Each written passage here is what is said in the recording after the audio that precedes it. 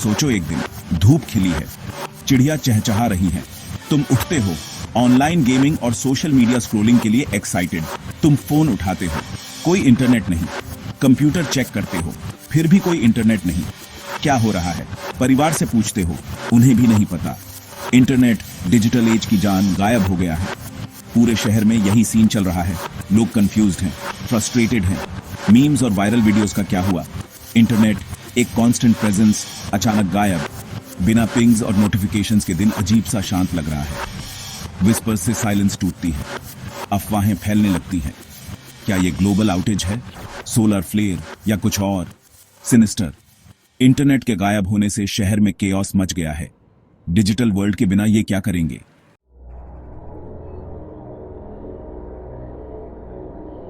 Theories घूमने लगती हैं, हर एक पिछले से ज्यादा अजीब। कुछ एलियंस को ब्लेम करते हैं, उन्हें यकीन है कि वो हमारा प्रीशियस इंटरनेट चुराने आए हैं। दूसरों का मानना है कि किसी रोग साइंटिस्ट ने इसे बंद कर दिया है, दुनिया को हॉस्टेज बना लिया है। यंग जनरेशन में सबसे पॉपुलर थ्योरी, एक नया ultra realistic alternate reality game, जहां गोल है इंटरनेट को वापस ऑनलाइन लाना। इंटरनेट ना होने से एक चैलेंज बन गया है, एक पजल सॉल्व करने के लिए। कंफ्यूजन और स्पेकुलेशन के बीच एक बात क्लियर है, ये कोई ऑर्डिनरी इंटरनेट आउटेज नहीं है। शहर एक्साइटमेंट, फियर और थोड़े से बिविल्डरमेंट से भरा है।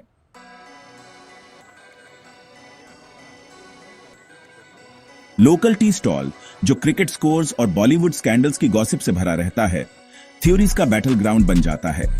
मिस्टर गुप्ता, नेबरहुड के self proclaimed tech expert, declare करते हैं, ये एलियंस हैं। मैं कहता हूं, उन्हें हमारी टेक्नोलॉजिकल प्रोग्रेस से जलन है। उनकी बात अम्यूजमेंट और स्केप्टिसिज्म से मिलती है। एलियंस, बकवास मत करो। मिसेस शर्मा ताना मारती हैं, उनकी नजर न्यूज़पेपर पर घड़ी है, ये शायद एक और गवर्नमेंट कंस्पिरेसी है।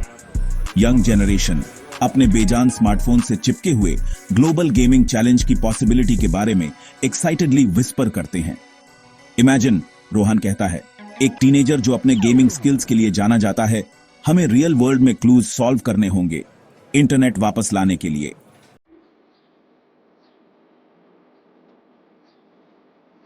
जहां कई लोग कोप करने के लिए स्ट्रगल कर रहे हैं, शहर का एक छोटा सा हिस्सा खुश है। मिस्टर वर्मा, जो अभी भी लेटर्स लिखते हैं और फिजिकल न्यूज़पेपर्स पढ़ते हैं, कंटेंटेडली मुस्कुराते हैं। देखो, वो डिक्लेयर करते हैं, मैंने हमेशा कहा था ये इंटरनेट हमारा अंत कर देगा, अब हम फाइनली अपनी जिंदगी जी सकते हैं। उनकी वाइफ हावेवर खुश नहीं है। ऑनलाइन अपने फ्रेंड्स और फैमिली से कनेक्ट रहने की आदी, वो घर में घूमती है बिविल्डरमेंट से। अब मैं पूरा दिन क्या करूंगी, वो मटर करती है। No more online shopping, no more video calls with the grand kids.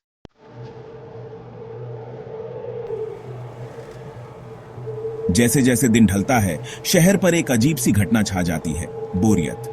बच्चे जो अपनी उंगलियों पर अंतहीन मनोरंजन के आदी हैं, उद्देश्यहीन रूप से घूमते हैं, उनके चेहरे पर भ्रम की स्थिति है। क्या मतलब है, कोई और यूट्यूब वीडियोस नहीं है? छोटी प्रिया पूछती है, उसकी आवाज में घबराहट है। किशोर सोशल मीडिया की अपनी दैनिक खुराक से वंचित वास्तविक आमने सामने की बातचीत का सहारा लेते हैं। अजीब सी खामोशी हवा में भर जाती है, क्योंकि वे नवीनतम वायरल ट्रेंड से परे एक समान आधार खोजने के लिए संघर्ष करते हैं। इंटरनेट, जो कभी निरंतर उत्तेजना का स्रोत था, अब बहुत याद आ रहा है।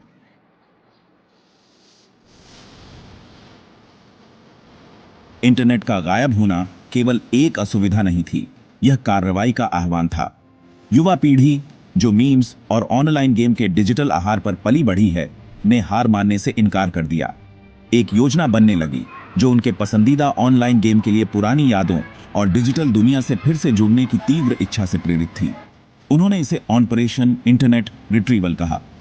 उनका मुख्यालय स्थानीय पार्क, एक ऐसी जगह जो आमतौर पर पारंपरिक खेल खेलने वाले बच्चों की हंसी से गूंजती रहती है, अब यह तकनीकी विचार मंथन के केंद्र में बदल गया। व्यावहारिक से लेकर सर्वथा विचित्र तक के विचार तेजी से उड़ते रहे।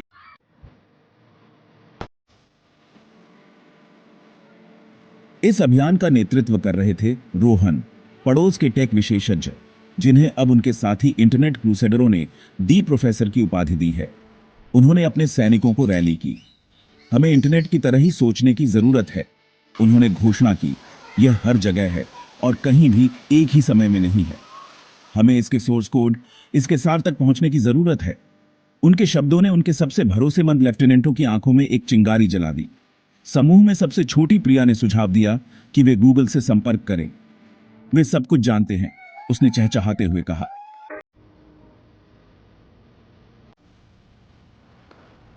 इस बीच दूसरों ने अधिक व्यावहारिक समाधानों पर ध्यान केंद्रित किया।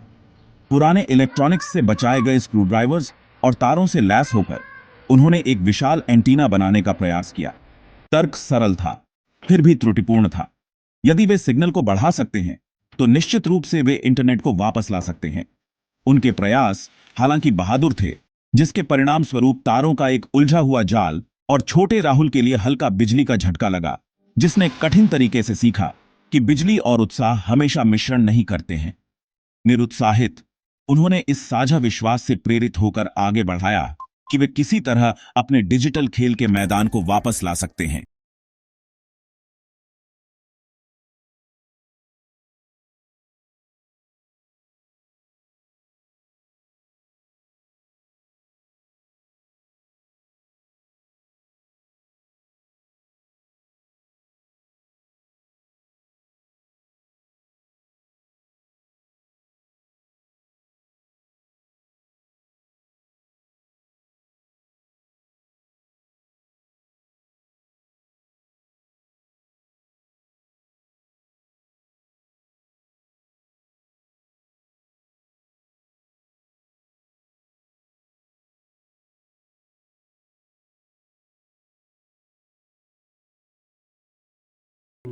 क्या यह बूढ़ा आदमी, जो मुश्किल से स्मार्टफोन का उपयोग करना जानता था, उनके डिजिटल उद्धार की कुंजी रख सकता है?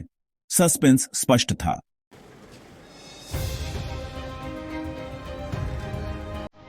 दिन रात में बदल गए और इंटरनेट मायावी बना रहा। हताशा बढ़ती गई और बच्चों ने महसूस किया कि पार्श्विक बल और अस्थायी एंटेना इसे नहीं काटेंगे।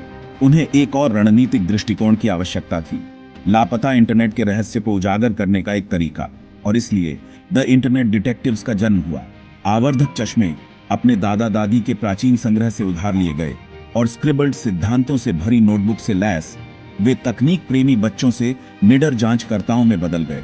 उनका मिशन सुराग इकट्ठा करना, डिजिटल ब्रेड क्रम्ब का पालन करना और इंटरनेट के गायब होने के पीछे की सच्चाई को उजागर करना।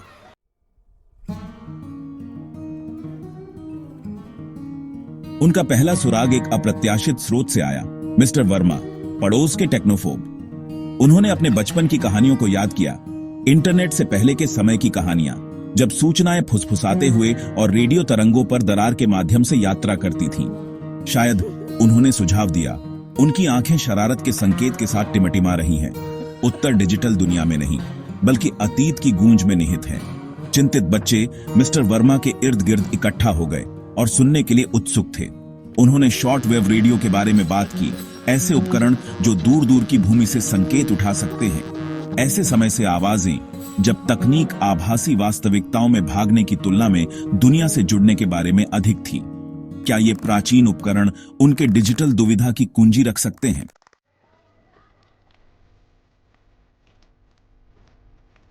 उनका अगला पड़ाव स्थानीय पुस्तकालय था, एक ऐसी जगह जो इंटरनेट की विशालता की तुलना में हमेशा धूल भरी और पुरानी लगती थी। लेकिन अब इसमें एक नया आकर्षण था, भूले हुए ज्ञान और एनालॉग रहस्यों का भंडार।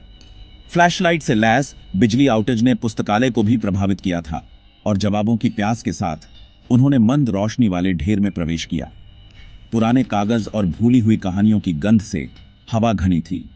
उन्होंने अलमारियों को खंगाला, उनकी उंगलियां the history of communication and understanding radio waves जैसे शीर्षकों वाली किताबों की रीढ़ को ट्रेस कर रही थीं। घंटे मिनटों में बदल गए, क्योंकि वे भूली हुई तकनीक की भूल भुलैया वाली दुनिया में गहराई से उतरते गए।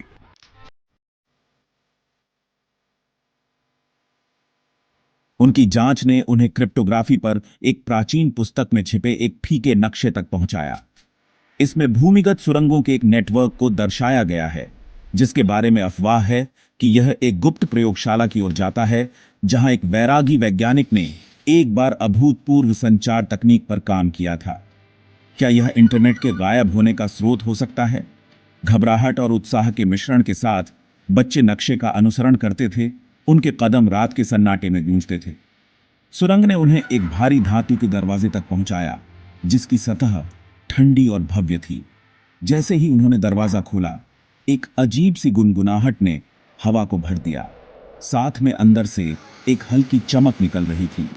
वे गुप्त प्रयोगशाला पर ठोकर खा चुके थे और अंदर जो उन्होंने पाया वह सब कुछ बदल देगा।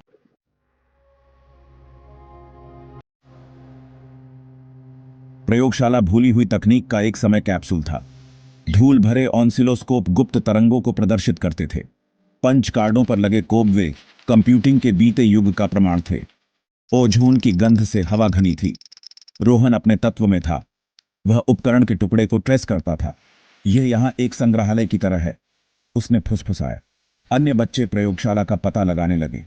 उन्होंने पुराने रेडियो रिसीवर पर डायल घुमाए। मशीनरी की गड़गड़ाहट से खामोशी टूटी।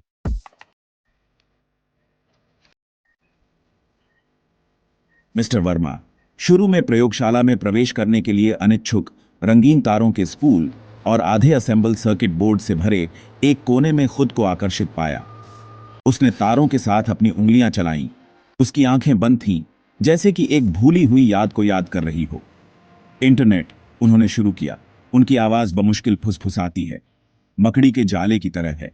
प्रत्येक किनारा, प्रत्येक कनेक्शन इसके अस्तित्व के लिए आवश्यक है। उसने सर्किट बोर्ड की ओर इशारा किया।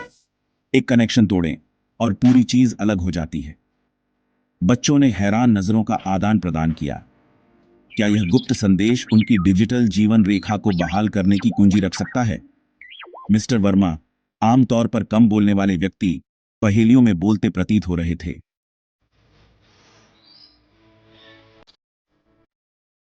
रोहन का दिमाग दौड़ रहा था। उसे अचानक एहसास हुआ, वह बड़ी तस्वीर देखने में विफल रहा। उसने बच्चों को एक विशाल मेनफ्रेम कंप्यूटर के चारों ओर इकट्ठा किया। यह, उन्होंने घोषणा की, मशीन का दिल है। अगर हम इसे चालू कर सकें। मेनफ्रेम के जीवन में गर्जना करने से पहले कमरा अंधेरे में डूब गया। लेकिन जैसे ही उन्होंने अपनी जीत का जश्न मनाया, कंप्यूटर स्क्रीन पर एक ही संदेश टिमटिमा रहा था, इंटरनेट खोया नहीं है।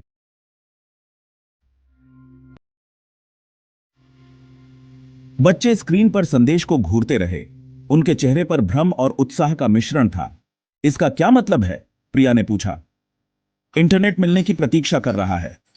यह एक गुप्त क्रॉसवर्ड पहेली की तरह था। रोहन आगे पीछे हो गया। उसकी उंगलियां पुराने पंच कार्ड रीडर पर ढोल बजा रही थी। यह एक सुराग है, उसने बुदबुदाया। हम कहां से शुरू करते हैं? मिस्टर वर्मा ने सभी को हंसी देकर आश्चर्यचकित कर दिया। आप सभी गलत जगहों पर देख रहे हैं, उन्होंने कहा। उनकी आंखें मनोरंजन से टिमटिमा रही हैं। इंटरनेट एक कनेक्शन है, दिमाग के बीच का पुल है।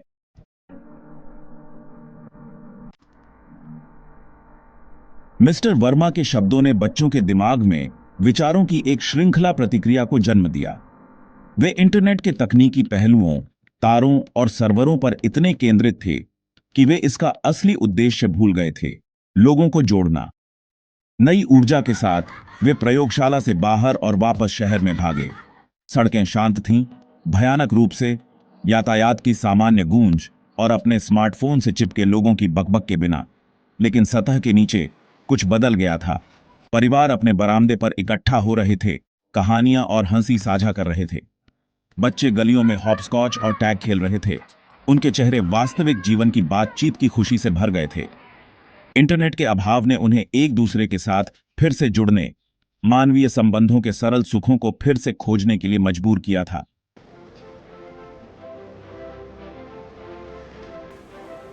जैसे ही सूरज डूबने लगा, पूरे शहर में लंबी परछाई पड़ने लगी। एक अजीब सी बात हुई। एक नरम गुंजन हवा को भरने लगा। फोन वापस जीवन में आ गए। इंटरनेट घर लौट आया था। ऑनलाइन दुनिया के लिए एक नए सिरे से सराहना।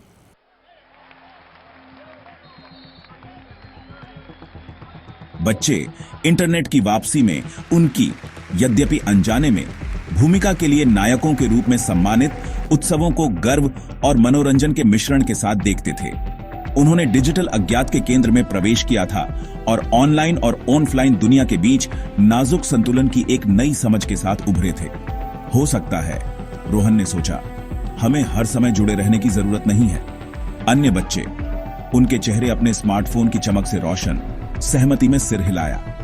उन्होंने मोमबत्ती की रोशनी में बोर्ड गेम खेलने, सितारों के नीचे कहानियां सुनाने, सूचनाओं और स्थिति अपडेट के व्याकुलता के बिना पल में बस मौजूद रहने की खुशी को फिर से खोज लिया था। बच्चों के साहसिक कार्य से प्रेरित होकर शहर ने एक साप्ताहिक डिजिटल डिटॉक्स दिवस को लागू करने का फैसला किया। एक दिन डिजिटल दुनिया से डिस्कनेक्ट करने और एक दूसरे और अपने आसपास की दुनिया के साथ फिर से जुड़ने के लिए समर्पित। इंटरनेट, जो कभी अंतहीन व्याकुलता का स्रोत था, एक मूल्यवान उपकरण बन गया था, व्यापक दुनिया से जुड़ने का साधन, लेकिन एक जिसे मॉडरेशन में उपयोग करने की आवश्यकता थी।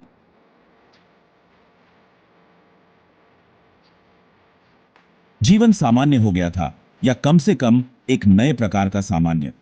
इंटरनेट वापस आ गया था, बिल्ली के वीडियो और ब्रेकिंग न्यूज के अपने सामान्य मिश्रण के साथ गूंज रहा था। लेकिन कुछ बदल गया था। शहर ने ऑफलाइन दुनिया के लिए एक नई प्रशंसा विकसित की थी। पार्क अब हंसी और टैग खेल रहे बच्चों के हर्षित चिल्लाहट से जीवित था। परिवार बोर्ड गेम नाइट्स के लिए इकट्ठा हुए। डिजिटल डिटॉक्स एक पोषित अनुष्ठान बन गया था। अनुभव ने उन्हें सिखाया था, इंटरनेट वास्तविक दुनिया का प्रतिस्थापन नहीं था, यह एक उपकरण था जिसे जिम्मेदारी से उपयोग करने की आवश्यकता थी।